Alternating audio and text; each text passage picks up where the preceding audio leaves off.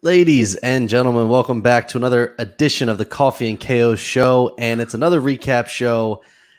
Recapping just a bunch of stuff, but holy shit, today was just one of those days where, you know, you're sitting here and you're expecting something big to happen, and just it was a big day in the combat sports world. At least it was supposed to be. We had Whittaker fighting, and obviously a lot of people think it's already bullshit that he's fighting because he should already be fighting for the belt. Then you had the Ben Askren, Jake Paul shit happening today. And that, I mean, I kind of already knew how it was going to go, but people in the MMA community holding out hope for Ben Askren, well, there was just no hope there. And he got fucking starched in, I don't even know how long it lasted, but it wasn't long. Under a minute. Under a minute. So, yeah, fellas, we're back. I'm in studio. My family beat the Roni, and I'm here. But, hell of a night. That's all I have to say. And not in a good way. Not in a good way. I loved it. I mean, like, I loved it. That was cancer at its finest. I mean, good God, that was amazing. You know, I'm here for the memes. I'm here for the destruction of boxing. I mean, honestly, I think we witnessed like one of the funerals of boxing today. That was honestly, that was a Triller concert with some boxing in between and after. Like that. That's essentially what it was. MTV Music Awards. Dude, they put zero effort into any sort of like boxing style. Like I guess they paid the commentators, but really that was more about like, okay, we're Triller and we have our names attached to Doja Cat and Justin Bieber. And then also Jake Paul's going to knock someone out. So you can watch fights like that if you want to watch. That shit was atrocious. Like, I mean, atrocious. Boxing's got to a point where for real. Boxing's got to a point where top-ranked world champion level fighters are fighting underneath YouTubers on undercards. That's what we're talking about. And then on the other end of the spectrum, you had a UFC fight where you got a clear number one contender in a division, and both of those guys would absolutely wash Jake Paul in an actual boxing match before everybody comes in here and is just like, Ben Askren is a UFC fighter, and he got knocked out by Jake Paul when UFC fighters couldn't do it.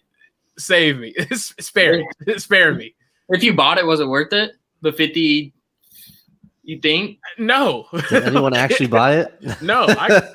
Use the streaming service. I would. Oh, yeah.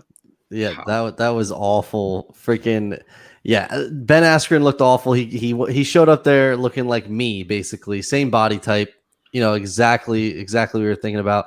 Then you had Oscar De La Hoya. What the hell was going on there? Coked out. And then this is what. And then at one point he was talking about who's the dude that Frank Mir fought. He's talking about his body. He's like, he looks great. Talking about his body, super weird.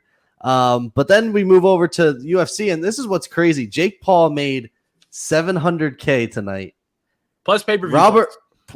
Robert Whittaker closed at $210,000. And it's just like you, I mean, we saw, I know Aaron didn't see it, but us three saw the differences. We Aaron, saw the differences. Did you boycott it, Aaron? It's not a boycott. Like, I genuinely don't, I like watching good fights, and and what we watched with Whittaker was fantastic. It was. I don't care about talking about whatever Paul it was. Like, I genuinely don't know which Paul it is. I have actively not tried to learn about this, and I don't care. Like, move on. Like, if I would have bet on it, I would have been mildly interested. Everybody who says they knew should have bet since it was minus 175. So everybody wasted their free money who didn't bet. I don't want to really hear about them knowing about it. I don't care about this. It's not a real fight. Like, I don't care. You know the ways to work around the streaming services now too is they had it listed as Jack Paul versus Ben Askren. So whoever's trying to whoever's trying to get around the streaming services, you just got to change the name up a little bit, and you're fine. I'll tell you what, though, Frank Mir actually didn't look bad. No, He yeah, did not he look did. bad. And he also made hundreds of thousands of dollars. Like, Yeah. so again, like, this is just, I mean, you know, it's justifying, you know, this is sports entertainment, I guess. Like, you know, it's like those Minion movies that make a bunch of money, so they keep making more of them. Like, this is a really shitty sports entertainment. If you chose to watch it over Robert Whittaker, like, I don't want to really talk about it. I don't know. Like, Listen, Ben Askren is the perfect person for this to happen to. He's been a meme now for how long? Like, he's been a meme since he's gotten knocked out by George Masvidal. So all this was he's just going to be memeable again, which Ben Askren does not give a shit. We are at and the he point just now, made how much money? So he doesn't care. $500K. He made Exactly. $500,000. And we're at the point now where Ben Askren is more well known for getting his ass whooped in spectacular fashion than anything good that he's done in his career. If you ask, who's Ben Askren? Oh, the dude that got knocked out by Jake Paul, or the dude that got kneed in the face quick. Like, he's got to have the most embarrassing combat sports career of all time. Yeah. Especially at this point. It's easily pound for pound. There's a lot more embarrassing sports careers. Not even close. Quickest Not knockout even- in UFC history. No one has gone more viral for losing. Olympic wrestling alternate, like multiple MMA like this is just Nobody like care about that this shit. is Though. right, but Nobody it's cares like about- of all time. Like, do you realize there's been worse athletes? This is just stupid shit. No. I This is dumb understand. shit. I'm not saying No, he's you the don't. worst. You I'm not don't. saying he's the worst. You're saying of all time. You're saying of all. He athletes. is of all time. No, you're He wrong. gets. No one else has gotten more I'm views not for their good on this, losses. for real. No I'm one. good No, on this shit. This is No. dumb shit. no one else has gotten more views for their losses. This is dumb shit. Like, I'm seriously about to leave this shit. Bro, This is like, who the fuck is this guy? I mean, of all honest. time, of all Be time, honest. of all athletes. No, you're being wrong, and I'm being. I'm honest. saying. of all time, one- he's the worst athlete. Got it. I didn't Okay. say he's the worst athlete. I said he has the most embarrassing losses. Oh, God. He does. I would say he has I the don't think most there's- memorable. He definitely has the most Well, this is- memorable this is my losses. thing. This is Like, my look thing. up like Bob Sapp. Look up like other people. Like, No, I Jesus understand, but Christ, they're there's not. way That, more those are embarrassing. on the same level as far as popularity is concerned for those losses. Okay. As far as I popularity, would also say that the time of like the era that we're in as well, though, with all the social media, that makes it that much more known as well. Exactly. You know, back when Bob Sapp lost, there wasn't right, Twitter, of there wasn't course. Instagram. Yeah, there wasn't, where the internet makes things a bigger deal and that memes make. I'm not saying Ben Askren's a bad fighter by any stretch of the imagination. I'm No. saying like He's the worst as far athlete as of all time. Results, yeah. as far as fighters losing on in spectacular fashion on a grand stage, he's definitely number one. I mean, I don't think anyone else has gotten more views for their losses than Ben Askren, is what I'm saying. I'm not saying Ben Yeah. Askren's bad. I mean, Dude's an I Olympic don't know. caliber wrestler. I could care less about this subject, I but got you guys you. can talk about it. Okay. yeah, We're watching, tonight. I mean, at the end of the day, Ben Askren made money and more money than he would have made in a UFC fight. So Good for hats him. off to him. Dude, also, you see him walk also away, part he was of smiling. He was smiling. I mean, like, honestly, and that's the other thing too. Ben Askren doesn't give a fuck. He doesn't give a fuck what a bunch of teenagers say about him. He just made $500,000 for 66 seconds of fighting. He won. He won, in my opinion. He won. A lot of people might pay him to watch him get fucked up again. I would contemplate taking $500,000 to wear a punch by Jake Paul and fall to the ground. I would definitely contemplate it.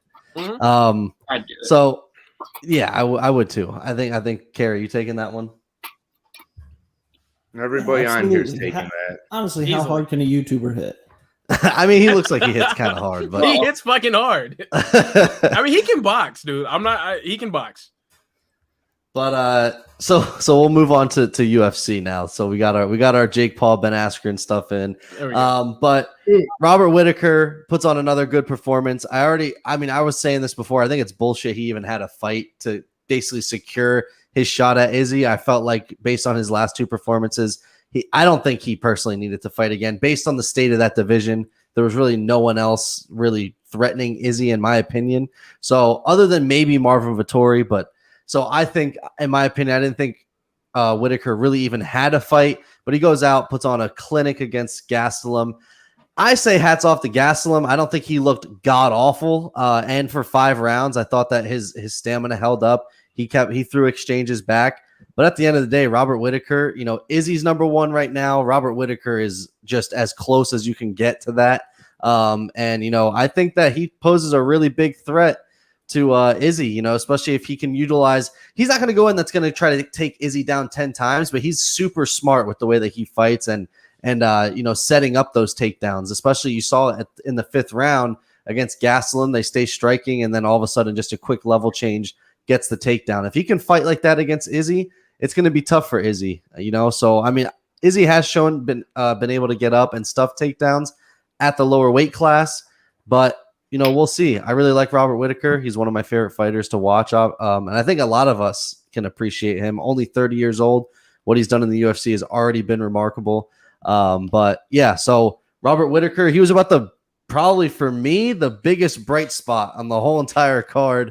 That fight was really the whole night. The whole night. It wasn't. That was close. A really good fight. It was a great fight. All of the other fights, boxing and MMA were all except the Frank Mir fight was pretty good. All the other ones, shit. Yeah, it was all right. Yeah, I agree. I mean, I think Robert Whittaker's been 1A, 1B in the middleweight division ever since he lost his belt. Like you said, he came back from a very long layoff when he lost that fight to Israel Adesanya. I mean, this rematch is setting up to be spectacular. I mean, I can't wait to see it, to be honest with you. I know Marvin Vettori is going to think that he deserves the title shot. He doesn't at all. I think he should fight Derek Brunson next, and they should just have the battle, see whoever, had the more impressive victory over Kevin Holland, I guess. But, it's Robert Whittaker's contendership, if you will. He looked impressive. I mean, he looked insane. The takedowns, I mean, something that you really he has them in his repertoire, but he hasn't really shown them as much. And with that performance, I mean, I think he provides a lot of issues for Izzy. So that's something I'm interested to see.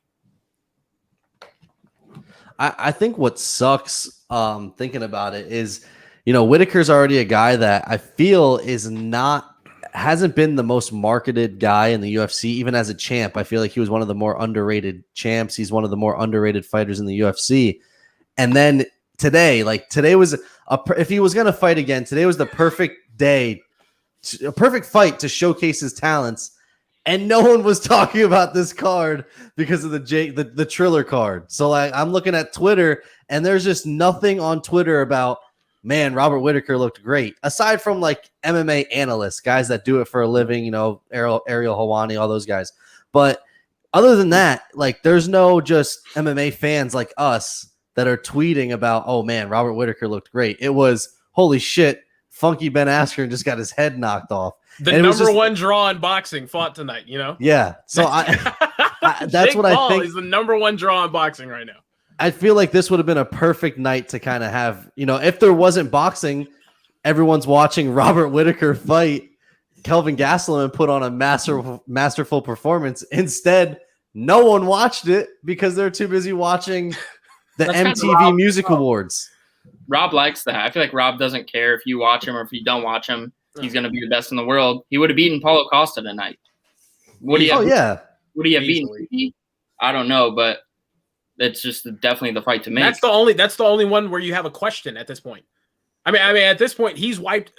Izzy has beaten everybody else in the top 10, and Robert Whittaker's beaten everybody that Izzy hasn't beat. It's the fight to make. It should be what's next. But as far as the viewership is concerned, Robert Whittaker is not. He's not a company friendly type of guy. Anyone not. Cutting promos. Yeah, and anyone not cutting promos, anyone not named Colby Covington, Jorge Masvidal, Conor McGregor was going to get outshined tonight. And that's just what it was. I don't think that has anything to do with him. I think that's just the type of fighter that he is, and then also the situation that we're in, where you have a dying sport that's being carried by celebrities and YouTubers having to fight damn near 40-year-old retired men for popularity versus top contenders. But at the same time, Robert Whittaker, has he ever put on a non-exciting fight? No, I mean never. But at the same time, he doesn't cut promos well. He's not a flashy type guy. He's not going to go out there and talk. a bunch of shit. He's just going to do all his talking with his hands. That's just what you're going to get out of him. I mean, it's the same way with a lot of fighters, though, too. I mean, Alexander Volkanovski is pretty, I wouldn't say he's the most entertaining, but he's super duper high level, technical. He's the champion of the world, but yet nobody's really talking about him.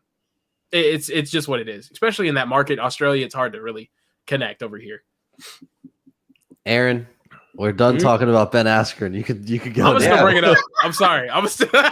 No, I don't care. I just don't care. The thing I care most about is making it clear how much I don't care about that. I got you. Like other than that, like, and it's for reasons like this, because like, I mean, even if nothing else was going on, Robert Whittaker wasn't going to be trending after this performance with the general internet, because the internet doesn't understand a good decision. They don't understand what 150 significant strikes to 60 significant strikes means. All the stuff, takedowns, all the like this, it's part of the sport. Like Robert Whittaker is very technical, but he's also very exciting for sure. I mean, 50-45, there's no doubt. And I mean, he kind of shut out everybody else. Unfortunately, he's like, gotta wait a little while. But I do think that it was important for him to take this fight. Like, he did deserve the #1 contendership either way, but he had to stay active until Izzy's ready to fight again at the end of the year. So Izzy didn't want the fight, which is always a good indication from a rematch. A rematch needs to happen. When the rematch winner doesn't want the fight again, and it's like everybody else thinks it should happen, that means it really should happen. Dana says that Whittaker didn't want the rematch, and he's fought in fucking Cannonier, Till, and Gastelum. It's like, what are you talking about? I mean, he's going to say that because he knows that Whittaker's not going to come out and say, I didn't say that. Whittaker's just going to be like, whatever. Like, I'm not going to Fallout. and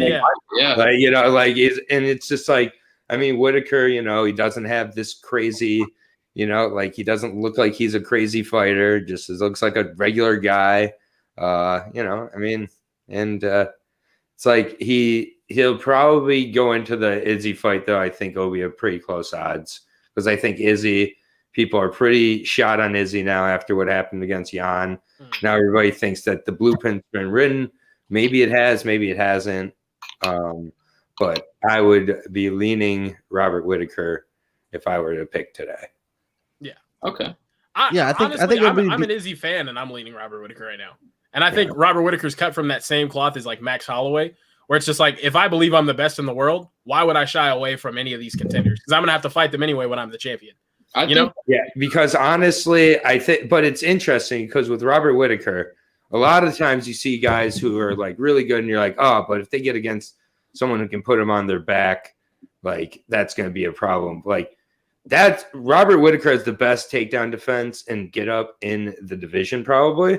So it's like these grapplers, they can't rely on that. So Gastelum tonight had to be solely a boxer because he got less takedowns than Whittaker got. It's like Whittaker doesn't get taken down by anybody. It's like in 2 fights with Yoel Romero shot 38 takedowns and I think got like 6 of them and had a total of like 2 minutes of control time in those. So it's like Yoel Romero, Cuban wrestling super freak who never used it, finally did against Whittaker, and it didn't work. Like, if he's not doing it against Whittaker, no one is. Those fights were crazy. And just tonight, it's like you could like hardly be watching the fight and you knew what was going down. I mean, Whittaker just completely cruised. I mean, it was just he did whatever he wanted. His head kicks looked better than ever too. I mean, they're getting like he's kicking him to the arms and rocking people. Like, that's when you know someone's kicking hard.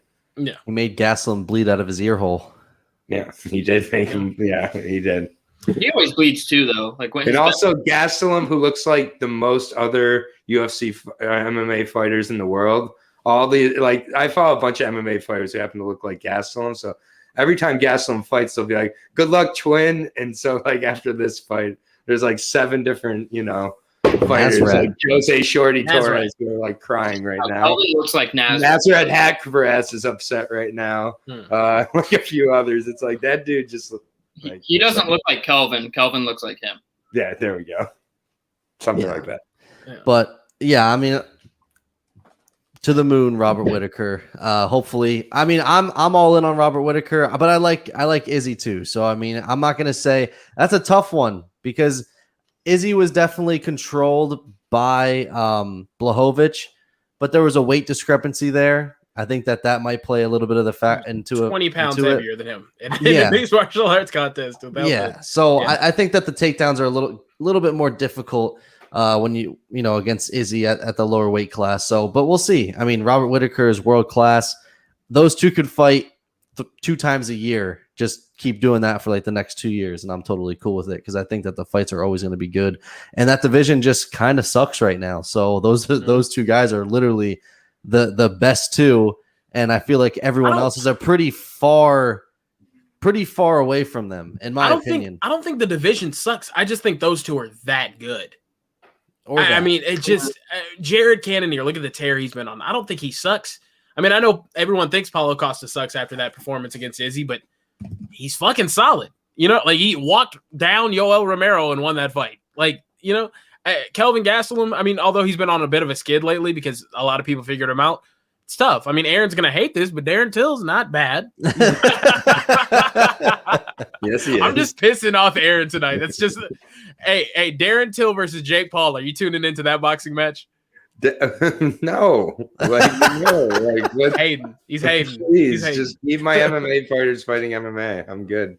I feel you. I think the thing that pisses me off about Jake Paul is he literally picked out the worst boxer, the worst striker in all of the UFC. I mean, I'm being honest. Yeah, Dennis is there.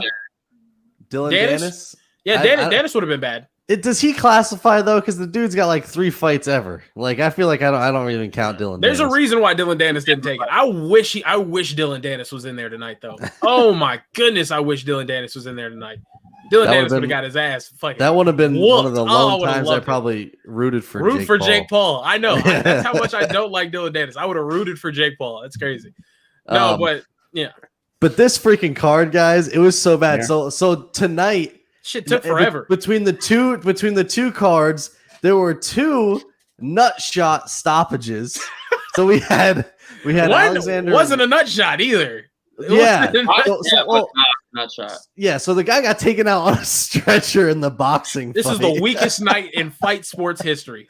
This is the weakest night in fight sports history. It made fighters look like pussies. There's also 3. There's also 3 counting 3 split decisions. That's always good. I thought there was more than that. Oh yeah, and one of the split decisions was one of the split decisions was on the nut shot fight too. Yes, that fight had a split decision in it.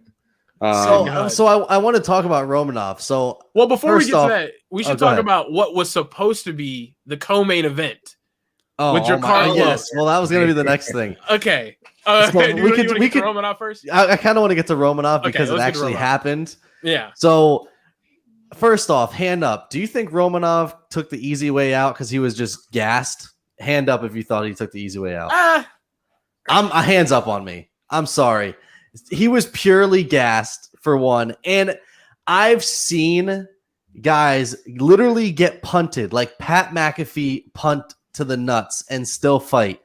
This man, the knee, listen, we all know, we're all men here. We all know that getting kicked in the dick hurts. We get it. But this man, the knee grazed each thigh first and then got him in the cup. And then he just rolled around, looked like he was taking a nap. And then he specifically asked if this fight ends, what's the outcome going to be? And the doctor said, I can't answer that question. That's not the questions I'm in here for. That is the biggest escape ever. He was gassed. The fight was pretty close going into that 3rd round. I thought that he could have potentially lost it because Espino, I think, won the 1 minute that was in the 3rd round. Yeah, Espino did win that 1 minute. So good fight before that. It was a good fight, but Romanov, first time he faced adversity, I think he took the easy way out. Yeah. What the hell? Like that was it was just one of those things where you got the split decisions, you got Ben Askren, you got the nut shots, you got Oscar De La Hoya on cocaine saying weird things. It's just so many things going on at one time. My wife's calling me, my son threw up in the bed. I got stuff going on from all directions. And then I see this man get kneed in the nuts, and I'm like, okay, this fight's going to continue. Like, we get another 4 minutes. One of them get knocked out, maybe. and then it just stops. And I'm just like, and then I didn't even watch the boxing fight where the guy apparently didn't get hit in the nuts, but then he got taken out on a stretcher. On a stretcher. He didn't, they showed the replay. He didn't get touched even on his body. Like, it literally grazed past his, like, the right side of his shorts. And then he got carried out on a stretcher. So what happened in that? Was that another technical decision? It was another technical decision. Just like in what were the odds that two of those happened in one night? I don't know. All promotions, because I feel like I've never seen a technical decision. The thing that made it worse was they were both acting jobs. Unlike your undisputed UFC bantamweight champion of the world, Aljamain Sterling. These were some acting jobs, man. You know, like it just I don't know. With the Romanov one, just it was a tough finish to a pretty entertaining fight. Dude, they were a minute and a half. They were halfway through the first round, and those guys were breathing like they ran a mile. Like they were crazy. It was so bad. Yeah. But yeah. So Aaron, anything on Romanov? Yeah, I mean, I was like, we were talking about it earlier in the week, and I was all over Romanov. And then as I got further into the week, I started to think that Espino had a good chance. And now, if this fight happens again, I think Espino would be the favorite. And I think that Romanov has been pretty well exposed at this point as kind of a guy who hadn't faced anybody of real merit in his career. And now, as he's getting into I wouldn't give him a chance against a lot of these higher talent guys. He had to be 300 pounds. I mean, yeah, and it's not. Yeah, I mean, I don't know. It was, but I do think he took the easy way out. But I also think that Espino did hit him in the nuts, and Espino put himself in a position to where his opponent can decide their way out. Yeah, like I mean, it's not the easy way out. Yeah, because he got 2 checks for it by making that decision. And if that third round kept going, Espino was going to win. I mean, listen, if you're asking me, I'm going to pretend all day that I can't keep fighting so I can get 2 checks. Also, we've all been there before, where it's like you've gotten hit really hard in the nuts and thought it was going to be that shot that hurt you hard, and you like kind of just are fine from it, and then it's that glancing shot that ends up being the one that rocks you the most. Like, I mean, he was saying shit like he couldn't strain his leg out. Like, and that's like kind of disturbing. Like, you got that ball up and you're like hip feeling like, oh my fucking, like, you know what I'm saying? Like, he's like, I don't even, it's like that referred pain. So it's like, if like maybe got pinched, we don't know. Like, again, like, but I don't know. Like, it was a fight that now I think maybe we'll see again, and I'd be fine seeing it again, like, because I do think it was entertaining, and I do think that a lot of these fights, first of all, I'm looking really forward to next week. I'm going to be at the card in Jacksonville with fans. I think fans are needed to come back for a few reasons here. If I can go on a little bit of since there's not really much to talk about with these fights. For sure. What the effect that fans will have, I think, on 2 things: judging and fighters. First of all, the judging. I think that the judges are on multiple occasions not keeping track of their scorecards as the fights are going on and then judging it at the end, because sometimes it's just, there was a few fights on here where there was a clear 2 fights to 1, and then it was like, but at the end, one fighter looked like I'm like, it doesn't add up. But I think that the judges are hearing the commentary at points. I think they're letting that seep into their judgment. They're right next to the commentary booths. They're hearing them scream about one fighter in particular the whole time in whatever fight it is. And I just think these judges are dumb as shit and don't know what they're really judging a lot of the times. And we're getting all the time, we got 3 split decisions on this card.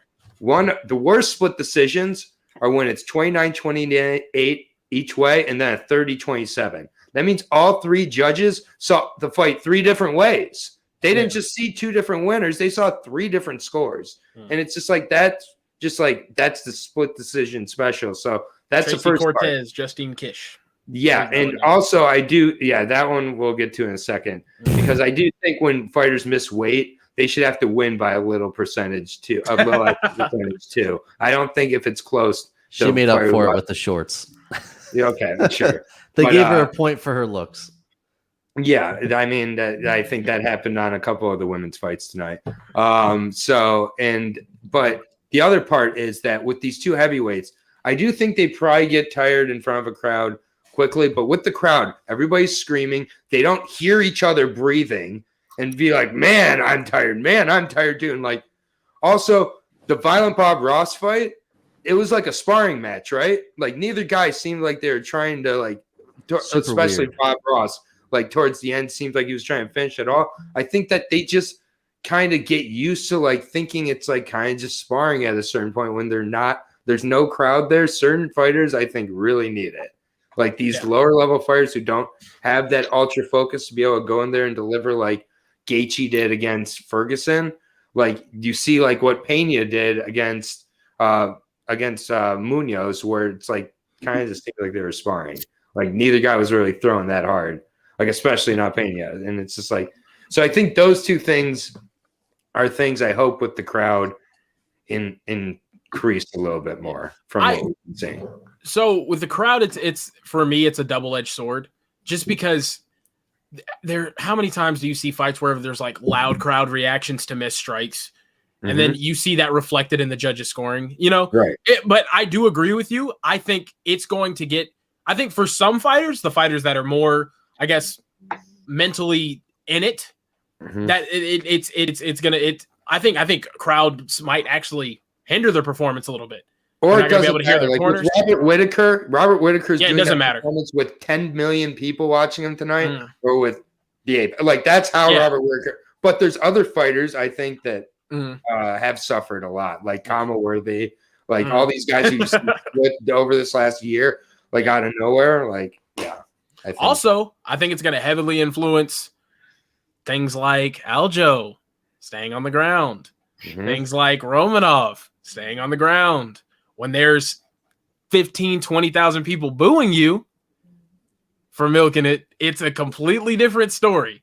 Like especially when you're already winded, your mind's all over the place, your adrenaline's pumping, you're like, oh, I can't be a bitch in front of all these people. It's completely different. From all those ball kicks against Ben Rothwell when he was winning a fight, that if he would have just stayed down after the fifth ball kick, he would have won. He got up and got his jaw broke. Anthony Smith got kneed in the head against John Jones in a fight that he was getting dominated against, and he could have made he could have made championship pay and pay-per-view points against John Jones in a rematch. Honestly, that was Anthony Lionheart Smith could have made championship pay. Like honestly, that was $1 million decision that he just threw away. Just threw away. If it was me, I'm milking that shit. John, you can take another loss on this record for disqualification. Are you kidding me? Anthony Smith also went out in a fight where he said his teeth were falling out against Glover Teixeira, where he literally said, "My teeth are falling out." Glover said, "Sorry." I respect Anthony Smith, but I think he needs a good talking to about PR decisions. Smith ain't gonna be champion. That's the closest he came. That knee was the closest. Exactly. That's the closest he'll ever come. Oh my goodness. Aljo took it. At least Matt Hamill can't hear. You know what I'm saying? So Matt Hamill was just like, I'm gonna milk it, but he couldn't. He couldn't hear shit, so it didn't really make a difference. But I mean, Anthony Smith. I mean, he gets pissed off anytime any fighters talk shit. I'm like, you're never gonna make any good amount of money in MMA with this mentality you have. I don't know. MMA is not the MM. The M's in MMA are not money. Neither one. I guess, but shit. Josh, we haven't heard you. No, I got nothing on Romanov. I think he should just say he's 14-0 and just act like O'Malley with this situation and just ride it as far as he can. No, he won. Romanov won. He is. Yeah, he won. He is 14-0. Yeah, he is. Like, he's not O'Malleying it. Espino would be O'Malleying it if he's like, I'm 11-1, not 11-2. Be the real O'Malley, but that's all I have for that fight. I mean, I would have milked it too. I mean, he took the win. It was a tough fight.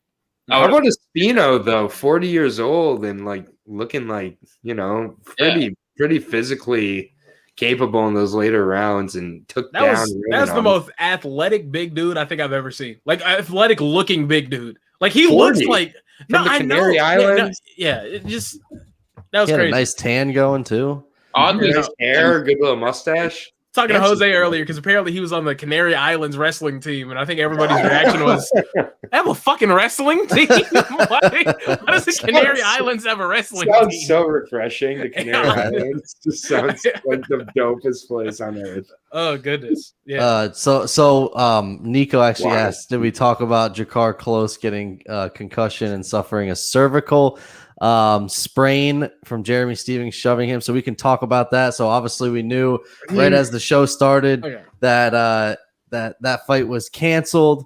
I'll be honest, at first, I'm sitting there and I'm like, Jakar Close pussy. Like, that's my first reaction, right? But then you go back and you watch it again, and then you start listening and you're thinking about it. If you're not expecting a push like that, no. You can't, like, whiplash. I mean, without a doubt, whiplash. A push from while you're like seriously dehydrated, and That it's just like I'm hoping. I think it really. I think over the next few days, like at first, even myself, like I was laughing about him, like fucking Close. He like pulls out of another fight because he got pushed. But the more I think about it, Stevens needs to be like fined like his entire purse. Yes. Like he needs to be suspended, like, and he needs to be like seriously like berated by people because it's like, and also people need to not fucking touch each other ever again. Like now it's been ruined completely. No one can touch each other ever again because it's like seriously like a cervical sprain. Like I don't know how close the cervical sprain is to a cervical fracture, but that's fucking like some crazy shit. Like over a push. In a Stevens Close fight, like why do you guys even have beef? Like you guys just are. He got mad because he was in his face at a face off. This is my thing. Yeah, it's like great. Like I don't know what Steven like.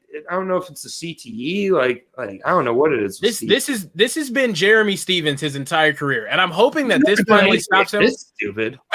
He shoved people at freaking weigh-ins all the time, though. Has he? Bro. Me and my friends nickname him Jeremy Kyle Stevens because he acts like a dude that will chug a Monster Energy and punch a fucking hole in the wall all the time. I mean, like I understand, dude. You got testosterone in your blood or in your body, but calm the fuck down. And I hope that I agree with you, Aaron. I mean, you need to be fined. You need to be suspended. Like there needs to be some sort of repercussions because he just lost out on a payday because you shoved him before a fight. He's been out for like a year and a half close already. He's coming out off shoulder surgery. He had a loss. His wife has just got cut from the UFC at 9-9. Like it's just like warranted. Really, and like they're like, oh, we'll just run it back with these two. Like, no, Stevens doesn't deserve this fight anymore. Stevens deserves a prelim fight against some fucking. I mean, let's be honest. They could probably cut Jeremy Stevens and not skip a beat. Absolutely. Four straight losses anyways in a no contest, like, and then doing this shit. It's like, who the fuck is this guy? Yeah, you don't remember the whole thing that happened with him and Yair Rodriguez? Did you get I made a counter reference. Did anybody want? Oh, I missed it. I missed out on it. I'm sorry. Who the fuck is this guy? Yeah, and that's the thing. I think. I mean, I'm all for just having a ruleless sports organization, but at the same time, right now, I think the UFC should look into fining fighters for shoving or making contact during weigh-in. It's like when Paul Daly pushed the referee after and they cut Paul Daly. There's certain fighters who you can jump off a cage and jump into a crowd, Khabib, and then there's other fighters who you like brace a referee and we're going to cut your ass, Paul Daly. Stevens is a Paul Daly level of a guy. Yeah, exactly. Pushing caused a cervical spine and a co-main event to get cut from it. Like, you're gone. Yeah, I mean, I know. I'm aware that UFC is not about morals, but I'm not. I am. They're on your ass, I'm not the UFC. I am about morals. Aaron's having to defend himself from everybody tonight. This is so funny. No, I agree with you guys, though. I think, he won't get cut. UFC doesn't really give a shit about that stuff, and he probably won't get fined. But it's just funny. Jeremy Stevens, they're going to ask him to comment on it. He's going to be like, what did I do? I didn't do what did I do? I didn't do nothing. He was in my fucking face.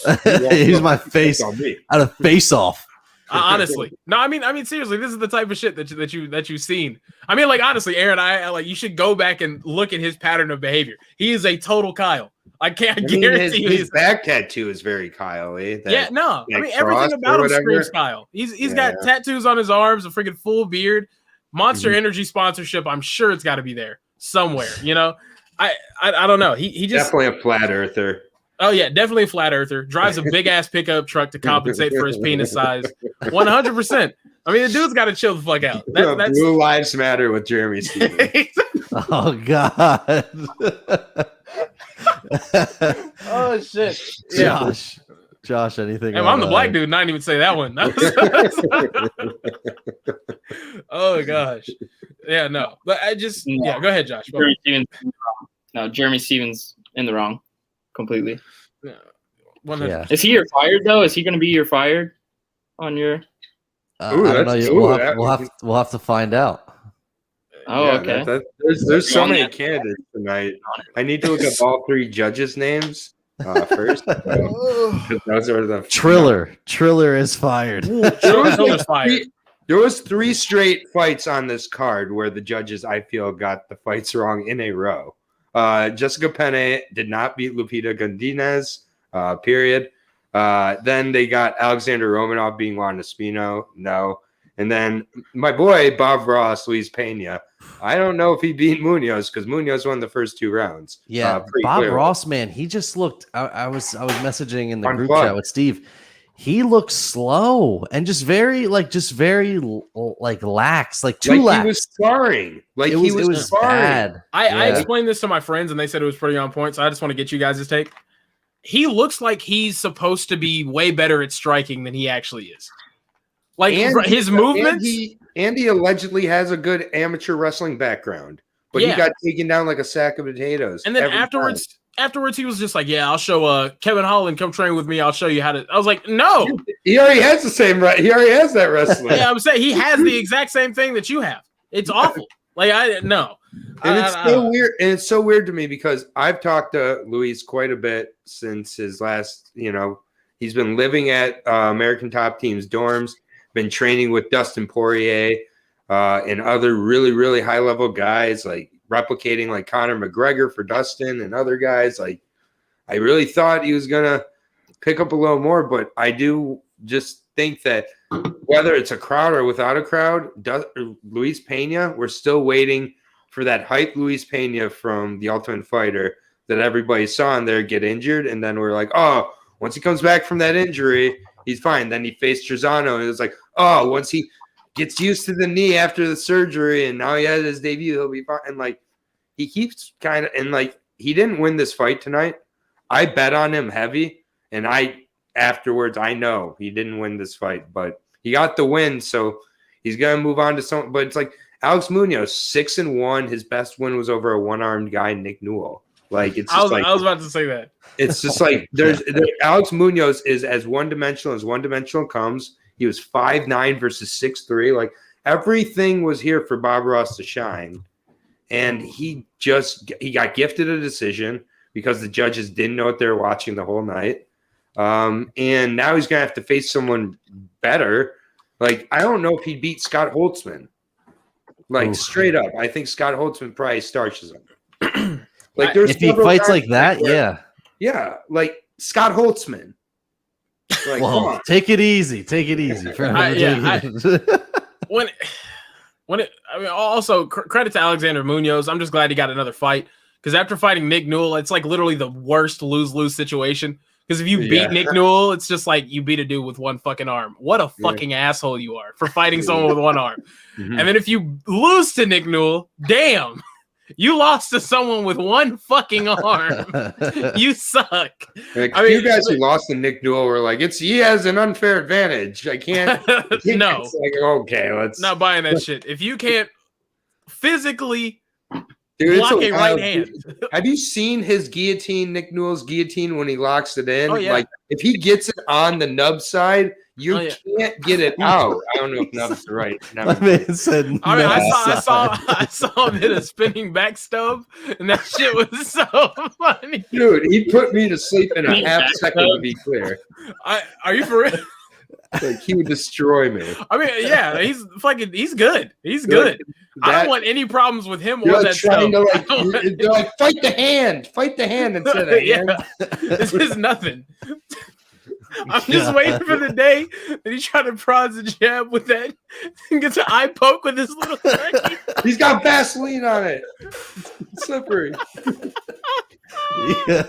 Oh god! Hey, if you get hit with a spinning back stub by Nick Newell, is he allowed to strike with the stump? Yeah, he strikes with the stub all the time. Shouldn't he have to wear like a little glove over it, like a custom? It's an elbow. It's an like elbow. a yarmulke, like an elbow. like a padded yarmulke or something. I just worried about the extended little like stubby fingers things that he has.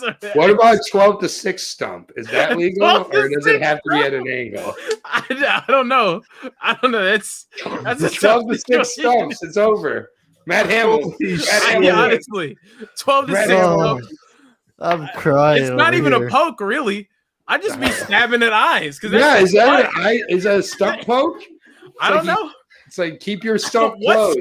What's the ruling on that? I really want to know. Because if he prods that stub and it goes in someone's eye, I mean, is that the new rules or is that the old rules? Can we go to replay with it? I don't know. I just want to know. All credit to Nick Newell. Tracy, anyway, sports though. Anyway, Louis Pena tonight. I don't think he does well against Nick Newell. That's no. And fun fact, Scott Holtzman beat the shit out of Nick Newell. So, man, I said fun fact. Scott Holtzman actually beat the shit out of Nick Newell. So did Justin Gaethje, and literally the closest thing to a snuff film you can get in MMA. Justin Gaethje fought Nick Newell. Justin Gaethje fucked Nick Newell's ass up. What the fuck? Justin Gaethje fucked Nick Newell up, bro. I mean, finish the fight with a right hand right over the guard of the stub. That's before, That's unfair. That's unfair. And people were arguing for Nick Newell going into that fight. I remember. Like they're like, he's got a real grappling edge. Imagine placing money on someone with one fucking arm. Like kicking the one-legged man in the ass. I can't stop laughing. Oh, God, it's so funny. Oh my goodness. What did Nick Newell do to earn this kind of like hate from the MMA community that he literally just got fed I'm saying he got fed to all these people. Yo, like God. Well, this is the thing. Somebody's got to take the fight because you got to think you got to take out half of the competition for moral dilemmas. So Scott Holtzman ended up fighting him because the champ didn't want to fight Scott Holtzman, so he vacated the belt. So Nick Newell and Scott Holtzman fought for the belt in whatever promotion that was. At this point, it seems like Nick Newell has fought in every promotion that possibly exists. Yeah. I mean, Alexander Munoz beat him, and I was honestly watching the fight like, this dude is a fucking asshole. Like, I think anybody that beats Nick Newell, you're just not going to be a fan of that guy, other than Justin Gaethje. Because if it's violent enough, I'm fucking with it, you know? If you just beat the shit out of someone legally with one arm, like that's fucking amazing. Hey, just real quick, shout out to the new middleweight submission king, Gerald fucking Mearshart is back, baby. There you go. Gerald Mearshart at middleweight. He asked to fight at middleweight. He looks so much better at middleweight, first of all, than he did at light heavyweight. So that's the first. Like when he fought Ian Heinisch, and Heinisch just leg kicked him and punched him to oblivion. But yeah, this was that was a great guillotine. It was the only submission of the night. Yeah, he put him out. It was the only submission of the night. Only 2 stoppages of the night. It happened in the first 3 fights. The rest were decisions. Exactly. And underdog. So shout out to Gerald Mearshart, and then Tony Gravely also kind of got the KO. Yeah, but he kind of struggled a little bit, but I did like to see that he wasn't just fighting a completely washed Burchak. So it was like good to see he fought through some adversity and got the finish. So Gravely was one of my more reliable picks on the night, and then Austin Hubbard just had the veteran performance there. I like Dakota Bush though. Dakota Bush. Dakota Bush put him against like a Derek Minner or something. I don't know. Like he took the fight on a week notice. Like I feel like he's I mean, I'm not going to go on here and say Dakota Bush is going to be like the next big thing, but I think like he could stick around in the UFC for a bit and, you know, have some pretty good fights. I liked his style, and I thought he was gassed after the first, but he really, the whole entire fight, I mean, he definitely was gassed between the first and the third, but like he didn't quit. And even when he was on the bottom, you know, throwing elbows and everything else, and you could tell it was bothering Hubbard. So I thought that it was a pretty good performance on a week's notice against someone like Austin Hubbard, who is damn good. So I thought I really liked Dakota Bush a lot. And Josh, you were upset because they didn't pronounce his nickname. Why? Which isn't even a dirty nickname. It's literally a family nickname. It's Dakota Harry Bush. It's very like, you know, his family's nickname. What's wrong? What's wrong with the Harry Bush? Nothing. Bruce Buffer can't say that. Nothing. You know what I would give for Bruce Buffer? Harry Bush, just yell it at the top of his lungs. I mean, hopefully he gets another fight, right? So then UFC can just do it this time. Fix it. Yeah. That needs to happen. If there's any justice in this world, he'll get another fight just for that. Yeah. Oh god. Oh, did we miss? Anyway, yeah. Back VBR bad. I don't know what's up with that. Did we miss any of the other ones? Justine Kish didn't shit in the cage, so that's good. No, and she was bold to wear white too, so we were all holding our breath. Yeah, I said that to Carrie. My goodness, good for her. Yeah, that was a fight where I don't think Tracy Cortez looked that good. I don't think she should be fighting at 125. I mean, she took off like 8 months to get down to 125, and then she missed by half a pound. Yeah, and looked absolutely compromised by it too. She really did. There's a video of her training with Henry Cejudo on his Instagram, and I mean, she's bigger than him. And so I know that's a serious struggle for her. And it's like we all follow Tracy Cortez on Instagram because we care about MMA, and you know, it's like if you've been watching her Instagram stories for the last like 3 months. She always looks like she's dying. She's always in a sauna, and she's never eating. Like she's just like been doing that for 8 months, and then it's like you know in Wild Wild West when you know they're shooting and he goes after all that you missed, you missed weight. Like after all that 8 months you still missed weight and go in there and struggle with Justine Kish. Like what's going to happen when you face Tatiana Suarez when she moves up, or when you face the rest of Roxanne Modafferi will give her trouble. She'll pressure her entire. I like Tracy Cortez's camp. I think she has potential. She's still young, but just the size is a legitimate issue at this point. Just because I mean she's a very sturdy built gal. But I mean talking about 5'4" for 135 is a lot to ask. For a fighter on the rise. That's a tough ask. Yeah, and there's just like not a lot of women who are cutting 15 to 20 pounds for fights. Like Amanda Nunes isn't even doing that, you know. And it's like there's not really that value because it's like Justine Kish, for example, came up from 115 for this fight and still looks super bodied, but like she's not cutting any weight. That's why she was able to fight that pace and almost steal it there. So, but yeah, I mean, I personally think I don't know how judges could do this, but I wish there was a way judges judge missed weight fighters a little more harshly, just so that when it is that close fight, you missed weight, sorry, like you lose. How do you feel about like Israel Adesanya saying like 50%? Like if you miss weight, 50% of your purse. I mean, I think I know you said 90 earlier, but like 50%. I don't know. Like I just wish that like the UFC would kind of take more of a proactive approach and say like you guys need to have a certain amount of hydration. What one claims to do, I don't know if one actually does it, but you know they claim to do hydration tests throughout camp to make sure that their fighters aren't dehydrating themselves, and therefore a bunch of fighters have moved up in weight and everything. But who knows if that's really, but like if there was like just a rule in place where it's like you can't do it, otherwise fighters are always going to try to get edges. Same with PEDs and weight cutting. It's all the same, but like, sure, well, don't do the one formula because they're ahead of weight cutting, but yet got DJ fighting fucking monsters over here. Exactly, and it's like that same thing happened when Eddie Alvarez fought Timothy Nastyukhin or whatever. Nastyukhin, yeah. Yeah, Timothy came in and looked like a middleweight in that fight. So it's like, it looks like they missed a couple hydration tests over there. So, I don't know how legit one is with anything. I'll be honest. One kind of is shady. But yeah, I mean, I think that we're getting further away from the weight cut era. Like, I think we're getting further away from it, but there's still certain fighters who are going to keep doing it. For me, I think it just comes down to what is your wrestling background? What like, because at the end of the day, you can't move up successfully in weight classes in MMA if you're not already drastically outsized at the weight class that you were at before, or you have an extremely high level wrestling pedigree.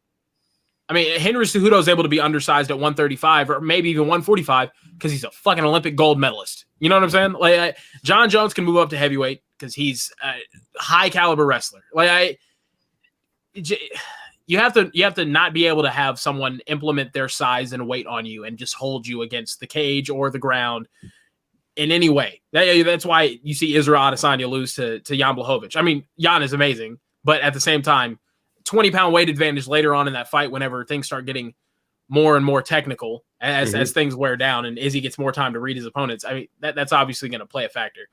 But size of weight always plays more of a factor in grappling than exactly. Straight. Yeah, that's why I never believed Izzy when he was talking about the friggin' I've gone up in weight classes in kickboxing. It's like, this is a whole completely different ballgame. Like, that's why it's so crazy what Juan Espino did to Romanov. Romanov had like so much weight on Espino. Yeah, Romanov was legit 300 pounds. And Espino was taking him down. 40 years old, 10 years older, like 50 pounds smaller. It's like, that's where it's like the skill of a grappler. Yeah. I don't know. Go Espino. Espino wins all my awards. I mean, if we're talking about the weight cut era, I honestly think it's gotten even worse from whenever I became an MMA fan. Like, I started watching MMA in like 2012, 2013. The champion at 145, I mean, even though the champion's shorter now, but he's still freaking huge, was Jose Aldo at 5'7", 135. I mean, the champion at 155 was Anthony Pettis, who was drastically outsized now. Frankie Edgar. Frankie Edgar, exactly. At 170, he had 5'9", freaking GSP. I mean, but look at the contenders now at 145 versus 7-8 years ago.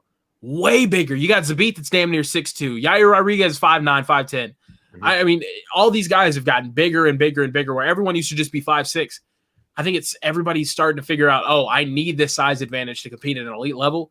And that's where I think like Tracy Cortez is going to have some issues because, I mean, right now 5'4", I think you can compete with a 5'5" Valentina Shevchenko at 125. Yeah. If you have aspirations to be a champion, you're not doing shit to a 5'8" Amanda Nunes. I mean, yeah, she didn't kill herself for the last 8 months and not eat and like sweat. Yeah, like there's a reason she's doing that. I agree. Yeah, it's like there needs to be more weight classes, but there's not enough fighters. Yeah, so and everybody's not as lucky to like have one arm like Nick Newell, where they can just add extra weight in other areas. We're going back to this shit. We can't all be as lucky as Nick Newell. I'm just starting to calm down now. We gotta love me some spinning back stubs, man. I love it. I love it. Goodness. 12 to 6 stumps should be legal. 12 to 6 stumps. Spinning back stubs, stub pokes. You're gonna get me going. You're gonna get me going again. Once I start laughing, I have a hard time stopping. We had 2 fights that we didn't cover.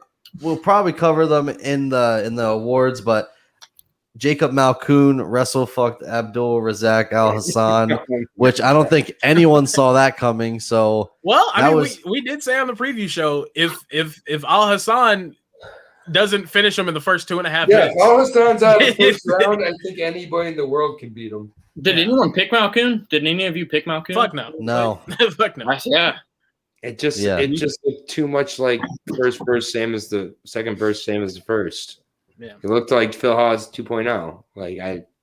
Yeah, and then we had Chase Sherman too losing to Andrei Arlovsky. Just bought himself another fight in the UFC, most likely.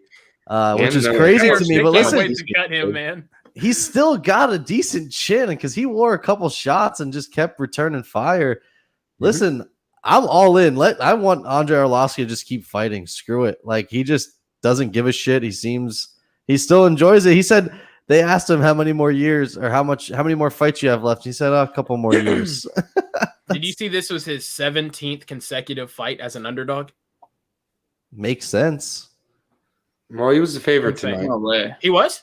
Yeah, he was. Or I think it broke a streak of him being like 17 consecutive fights. This broke the streak of him being an underdog. Yeah. Good God. And he was a minus 120 favorite, which is as little of a favorite as you can possibly be without being. So it's like he's the smallest favorite.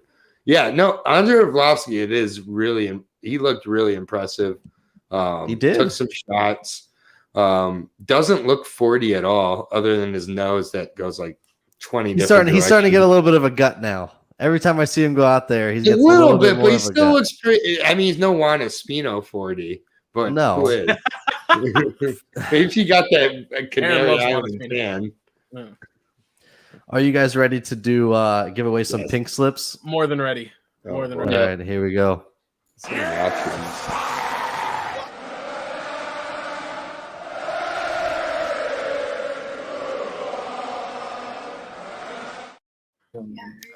Coffee and KOs. Here we are. We're gonna fire the shit out of some people. So after this card, I feel like you can get rid of almost 3/4 of the roster that was on that card. This is so bad, but I'll start. I have to go Abdul Razak Al Hassan.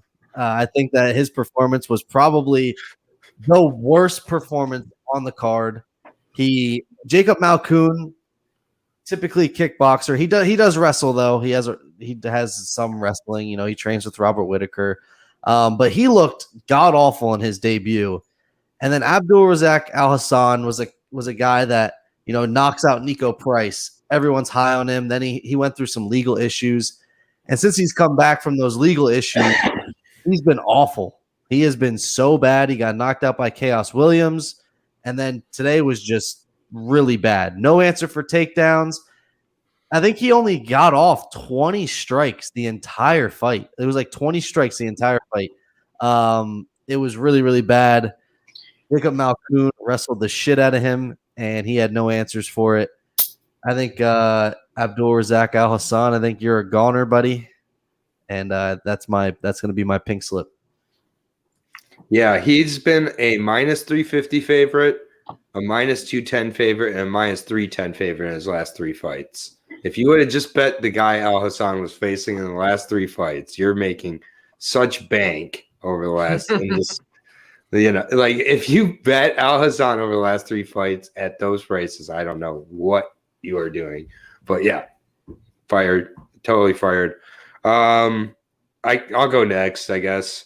I would say that it's kind of hard, but I mean, I guess I would fire. There's not really a fighter on Bartosz Fabinski. I guess I'd fire. I had him. No, I didn't have him on there. It's just like he gets caught in guillotines and just goes out, and like it's like no one really is excited to see Bartosz Fabinski fight. Not even me. Like, he didn't so go out, like, it looked like he closed his eyes for a second. Oh no, he went out. He was out. It looked like he just wanted to go out though. Like he just it looked like he wanted to. Yeah, I don't. I mean, I'd want to go out too at that point and just let it be over. I know Anthony Burchak definitely will be on the block. Also, Jeremy Stevens actually is going to be my fired person. I just got to fire him out of principle. I know that the UFC would never do such a cool move, but Jeremy Stevens, like, you suck. Like that's really shitty, and it's just like it's just going to get slid under the rug because of Logan Paul fighting tonight or whatever. So it's just like sucks. I don't think anyone's performance warranted them realistically to get fired. If I had to choose one, really You're crazy. Al Hassan, 1,000% deserves to be fired. If I had to choose one, probably Jeremy Stevens, just because what he did was so dumb, and that was the fight I was looking forward to the most. Besides maybe Whittaker tonight, but that was like the fight that I bookmarked way before, like this Monday. I wanted to watch this fight.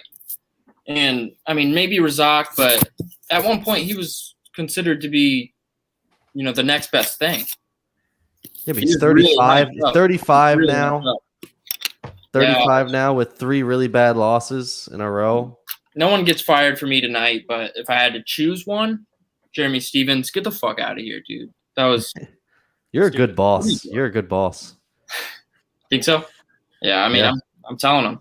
Dude, you can't do that. You cannot do that. Me personally, I'm firing 2 people. One relevant, one not relevant. I'm going to start with the not relevant one to get it out of the way. Ray Flores, the commentator for Showtime, and then also he commentated tonight on the Jake Paul and Ben Askren fight. I fucking hate him. I'll look in the camera right now. I fucking hate you, dude. I don't like you. I mean, I know you, sure, provide for your family, do whatever. I hope you never work another broadcast event ever again. Anyway, he was just like literally play-by-play commentator. Frank Mir's getting fucked up right now by Steve Cunningham. I'm like, he won the round that he was saying he got fucked up in. It was like the second round. Nothing had landed yet. He's like, he's getting fucked up. It's like, no, like relax. He was just using that opportunity to shit on MMA. Oh yeah, also fire Oscar De La Hoya. Oh my God, I hope whoever he boxes fucks him up. Good God. But the serious one, Anthony Burchak, fired, bro. I'm sorry, you're fired. He got signed to the UFC, went 2-2, then got cut, went to Rise and lost all 3 of his fights, won 3 fights on the regional scene, got back to the UFC, and he's 0-2. This dude's 2-5 now in the UFC. Oh no, he's 2-4 now in the UFC. I don't even know how he has a Wikipedia page. Gravely, who's a wrestler. Yeah, no, he's got to get cut, man. He's not UFC caliber competition. All power to you, bro. Go. Goodbye. Like, no, yeah. When you're getting placed on the very bottom of a fight night card, and you're getting finished within 2 minutes, or no, within the first 2 rounds against someone that's a wrestler, like you're getting finished by method of not what your opponent's specialty is. It's tough. So yeah, get him up out of here. He got dominated from pillar to post. No. I was expecting one of you guys to put this guy on there, Chase Sherman. I thought Chase Sherman's looked really bad. He was bad prior to coming back to the UFC. And then he fights Andrei Arlovsky, who's 42. And, any heavyweight prospect like Tom Aspinall, they finish Andrei Arlovsky. Chase Sherman, he just doesn't do it for me. You need depth. I wasn't expecting anything from him. What were you expecting from Chase Sherman? I just wasn't expecting much. You're not going to get a Tom Aspinall. And he almost did a couple of times. He almost really did kind of put Andre away. He had him against. It's just Andre beats these guys. He beats Tanner Bozers. He beats the Chase Shermans. He beats Andre's 35 UFC fights in. It's tough. Short notice for Chase Sherman. Chase Sherman was supposed to be fighting Parker fucking Porter and goes to fighting Andrei Arlovsky. Like that's rough. I've heard Parker Porter's name way too many times recently, just because we interviewed Chris Dawkins, and then we started talking about I'm really tired of hearing Parker Porter's name. So Parker actually, Pig. I will fire Parker Porker or whatever the fuck his name is. I'll fire him. I'll switch my pick to that because I've never even seen the guy, and I don't want to hear. You need to look him up. Parker Sight Porter. to behold. Good God. All right, we're getting to our last segment here.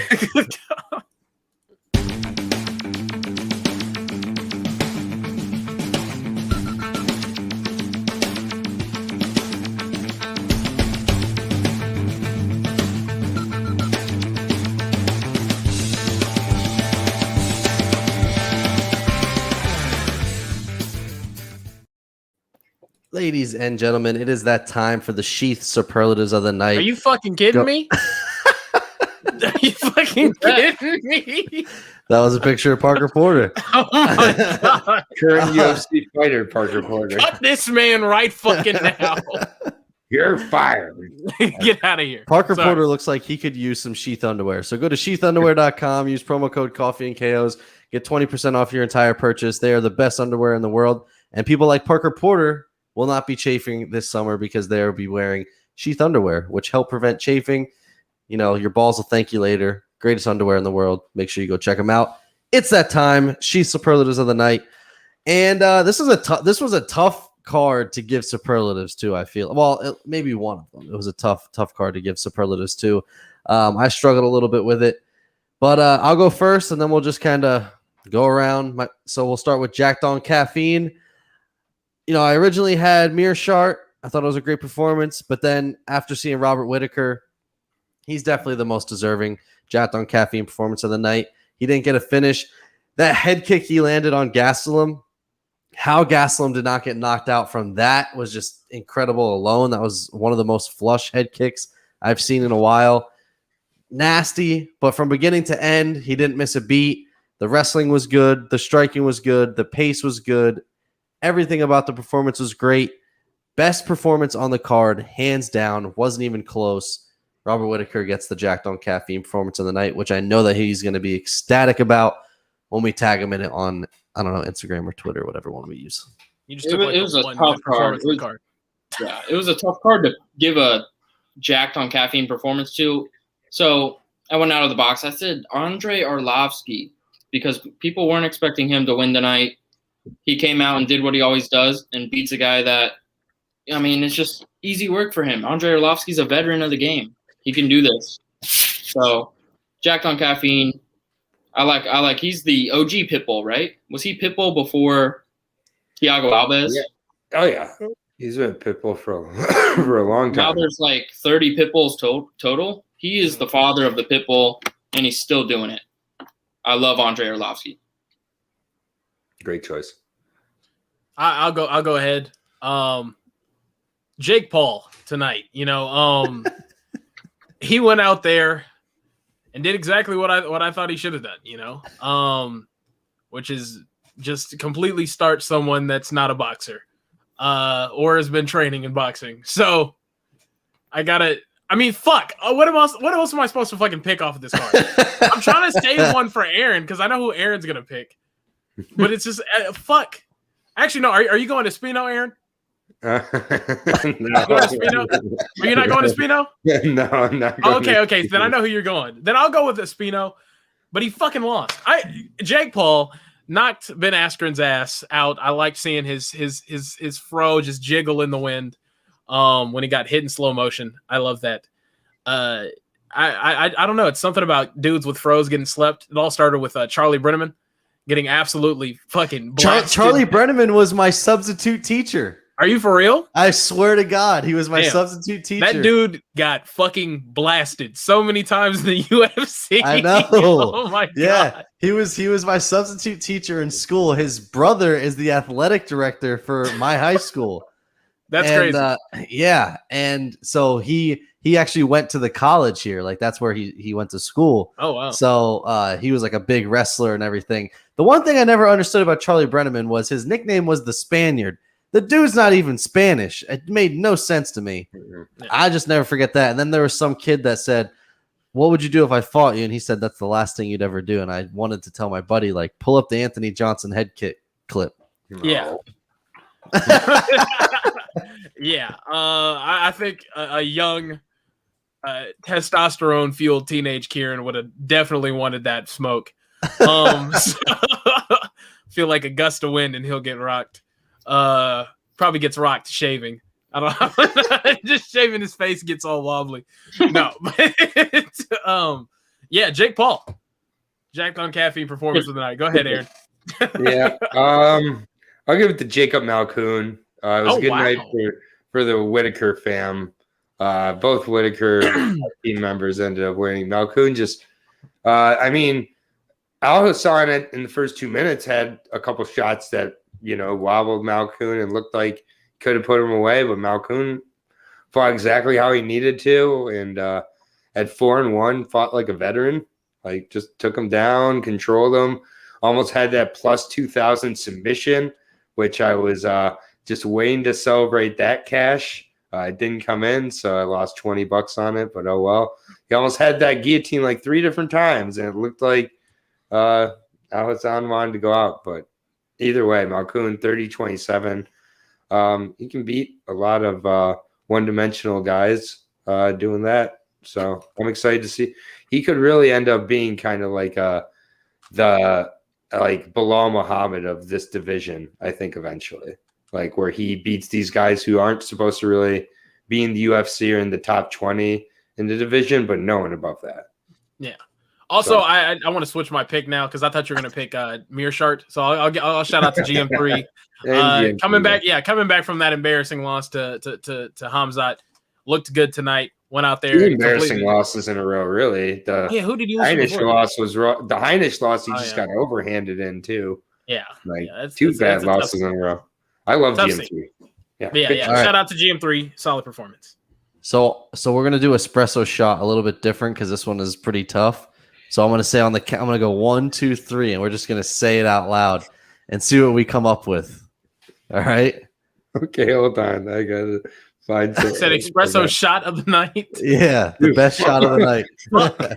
Okay, I got mine. All right, because we're doing this because I know this is a difficult one.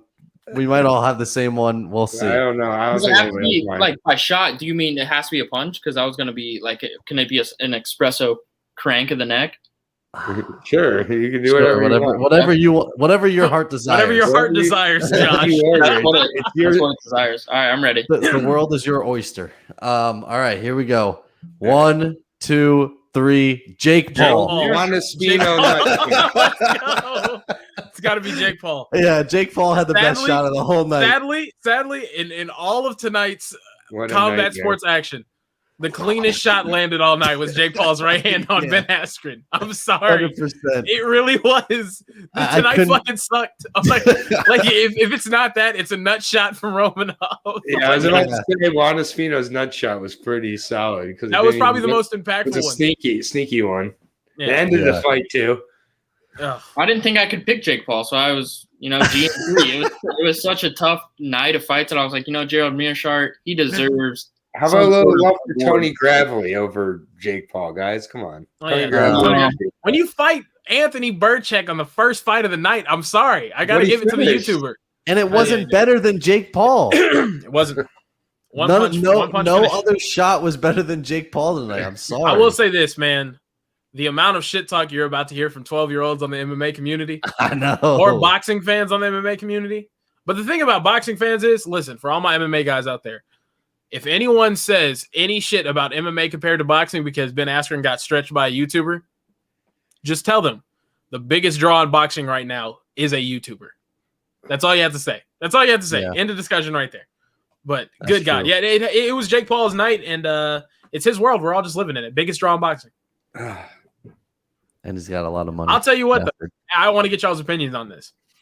Conor McGregor goes out there and loses to Dustin Poirier. Do y'all see him taking that fight? Yes.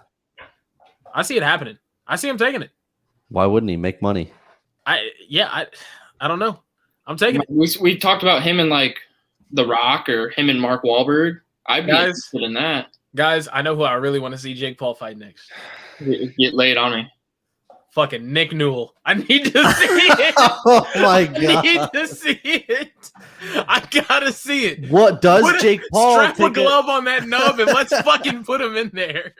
Does Jake Paul take an MMA fight against Nick Newell because maybe he doesn't know who Nick Newell is? Hey, I'll be honest. I'm probably favoring Jake Paul in that fight. He's big. He's big, and actually, he does have somewhat of a wrestling background, so it's not like he's a complete novice as far. But Nick shit. He's 12-6. Nick Newell has fought everybody. Right, he's fought everyone. He's been fucked up by a lot of people too. Literally someone that can't defend a right hand. I'm putting that nub up there, bro. I'm playing. I got Newell by spinning back step. That's it. All right. Oh my goodness. I got a super back stump for Newell. Super back stump. 12-6 stumps for Newell. God, you guys are awful. Oh, all right, over stump. An over stump. Left over stump. Left over stump. Decaf performance of the night. These jokes. This breakdown show. I gotta go here. Razak Al Hassan, when he lost to Munir Laziz, that was like, okay, Munir Laziz might be a pretty good fighter. And then he got destroyed by Warley Alves. Yeah, he's not so good. And Razak Didn't he lose to Chaos Williams, right? And then he lost to Chaos Williams, and he lost another fight after. He's lost 3 in a row. And then Phil Hawes beats Jacob Malkoun in 18 seconds. I thought that was going to be the result tonight. I thought Razak Al-Hassan was going to end him in, the first minute. And now he just looking that way. Terrible. He looks so bad and terrible that I don't know what to do with him. I don't know what you do with Razak Al-Hassan. A lot of people can beat that guy. Decaf. Yeah. I was underwhelmed and just decaffeinated from the whole thing. Decaf performance of the night for me is the judges. Jessica Penne. First off, I can't stand 99% of the girls off of that season of Tough. I mean, Angela Hill, Felice Herrig, Jessica Penne, Beck Rawlings, Randa Marcos, Carla Esparza. I don't mind. Yeah, I love Rose. Yeah, like Rose and Carla Esparza are the only ones that I can really tolerate. Rose is cool until last week. Yeah, Rose is cool until last week. I mean, shit, fucking right. 2021 talking about Christ, man. Yeah, heel turn. She's turned heel. Honestly. Does she have corona? Because that's some brain fog to say that shit. We're talking about someone that is with someone that could be her father, but I don't think the decision making for her is too crisp. But decision making, I got to go with the judges. I really don't know how Jessica Penne won that fight. Also, in that third round, I thought Espino won the majority of that round. Yes. Tracy Cortez, I'm all for Tracy Cortez winning. Fuck. Anyway, and other than that, it's probably got to be the judges and Ben Askren. I mean, shit. I think he might be a winner tonight. $500K for 60 something seconds of work to wear one punch. Yeah, to wear one hard punch. I mean, tough. That's there's a guy there's a guy like in Vegas that lets people kick him in the nuts for like $20 as hard as they can. Yeah, I'm fucking with that. I don't know. I'll go judges though. I'll take it easy on Ben Askren. He got whooped by a YouTuber and is gonna have to see that in every tweet response that he has from now on until eternity. So, but he dealt with a knee well, so I'm sure he'll be okay. Aaron, I'll be a tough grader tonight. I'll give it to Gastelum, actually, just because I kind of feel like Gastelum, like he comes into every single fight. He's like the bad boyfriend who's like, I've changed now. This is where I'm starting over. This is the beginning of my career. Like he's like, oh, I beat Ian Heinisch now. Like I'm back, baby. Like here we go. Like I'm gonna do it all, and like we're gonna do like I don't know. I just think that Kelvin Gastelum needs to accept that he needs to get some discipline, cut down to 170, and make a real run at the welterweight division, because that's the only division where he's going to be able to beat the top guys, because he won't be able to use his wrestling at the 185 division against any of the top guys. Too big. And he's too small, and it's just like I just think he got an extra $50K tonight for fight of the night, but that should all be going to Whittaker, because Whittaker just painted a perfect masterpiece and added the perfect canvas in Gastelum, because Gastelum has a chin made of iron for another 2 or 3 years till it gets cracked. Hey, Aaron, I know you're not gonna like this, but from a technical aspect, I got to tell you this: Darren Till wrote the book on how to stop Kelvin Gastelum's attack. Listen to me. Let me explain it from a technical aspect. You crowd him whenever he tries to launch in for that 1-2. You go in with clinch. Robert Whittaker did it with wrestling. Jack Hermanson did it with an Eminari roll. Darren Till figured that out from watching the Israel. I know you don't like him. But that honestly, he figured it out in his split decision win over Kelvin Gastelum after he got absolutely roasted by Israel. That was not a split decision. That was not a split decision. That was a split decision. Neither guy deserved to win that fight. Come on, man. Darren Till is wolf tickets as wolf tickets come, and the only reason he stays relevant is he has a good meme game and he has a funny accent, and people like his Miley Cyrus tattoo on his arm. I'm telling you. He wrote the book. Two in the top 10 does Darren Till beat? Nobody. Everyone. I'm on the Darren Till hype train. Everyone. You think Brunson gives him trouble? I think we already saw how that went. Yeah, listen, I thought he gave Robert Whittaker a better fight than Kelvin Gastelum did. He definitely and did. Cannonier. And Cannonier. He gave him a better fight than Jared Cannonier did. That's why Kelvin Gastelum needs to cut to welterweight. Kelvin Gastelum, decaf performance of the night. You're a hater. I would say Darren Till, but he keeps avoiding fighting because he knows what's going to happen when he fights again. We'll see. I don't think Darren Till's championship caliber, but I think he's solid.